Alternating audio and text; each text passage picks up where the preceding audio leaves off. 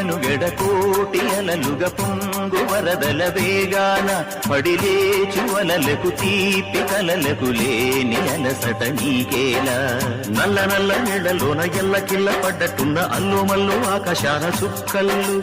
అమ్మాయంటి జాబిల్లమ్మ అబ్బాయంటి సూర్యుడమ్మ ఇంటి దీపాలవ్వాలంట దిక్కులు ఎవరికి వారే యమునకు నీరే రేవు నీరు నావదంట నావతోడు రేవుదంట పంచుకుంటే